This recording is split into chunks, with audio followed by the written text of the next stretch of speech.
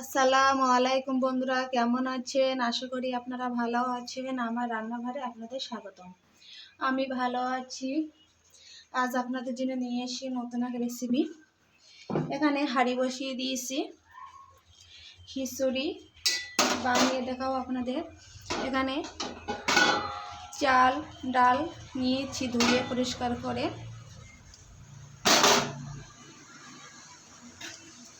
এখানে চাল ডাল নিয়েছি।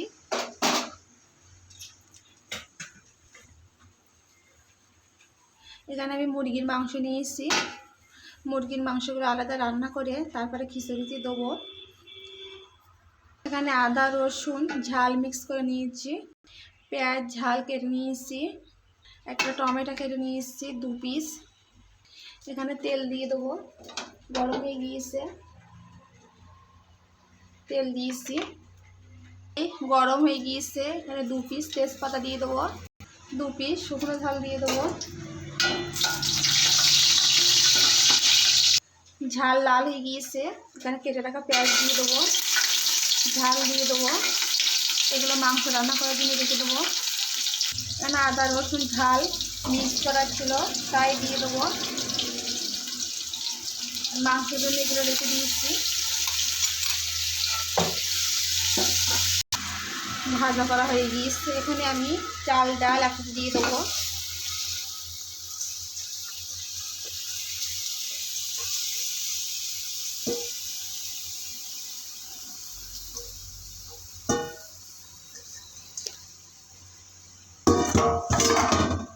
চাল ডাল একসাথে 5 মিনিট কষিয়ে নেব, তারপর অল্প করে পানি দিয়ে আরও 5 মিনিট কষিয়ে নেব, তারপর পরিমাণ মতো পানি দিয়ে দেবো।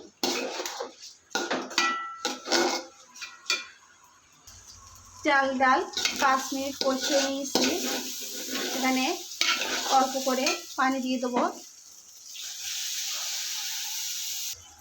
এই পানিগুলো দিয়েছি, দিয়ে এই পানিগুলো শুকিয়ে নেব, তারপরে পরিমাণ মতো পানি দিয়ে দেবো। কেটে রাখা আলুগুলো দিয়ে দেবো।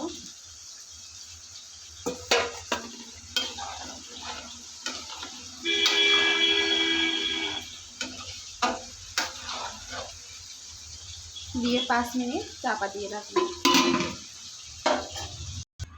5 মিনিট কষিয়ে নিয়েছি। এখানে পরিমাণ মতন পানি দিয়ে দেবো। যে সেরকম পানি খিচুড়ি করবেন সেরকম হিসেবে পানি দেবেন। আমি একটু ঝোল ঝোল পেনা রেখে দেবো, সেই হিসেবে পানি দেবো আমি। এই পানিগুলো দিয়েছি আমি।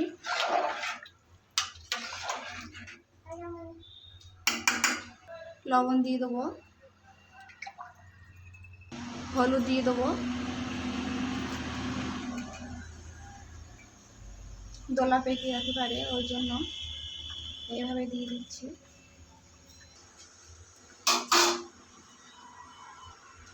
ফুটে উঠেছে।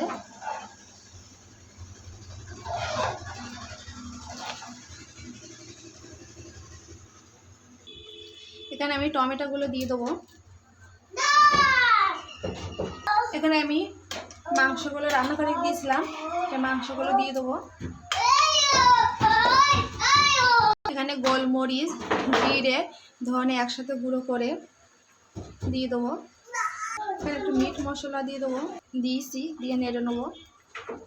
গরম মশলা দিয়ে দেবো, 1 চামচ ঘি দিয়ে দেবো, একটু চিনি দিয়ে দেবো। হয়ে গিয়েছে, লাভিয়ে নেবো।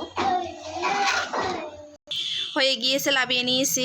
এখানে ডিম ভাজা নিয়েছি, বেগুন ভাজা নিয়েছি, পেঁয়াজ নিয়েছি, ঝাল নিয়েছি, শসা নিয়েছি, টমেটো নিয়েছি। খেতে দুর্দান্ত হবে বন্ধুরা, এইভাবে বানাবেন। কেমন হয়েছে কমেন্ট বক্সে জানিয়ে দেবেন। ভালো লাগলে লাইক কমেন্ট শেয়ার করতে ভুলবেন না। আজকের মতো বিদায় নিচ্ছি। আল্লাহ হাফেজ।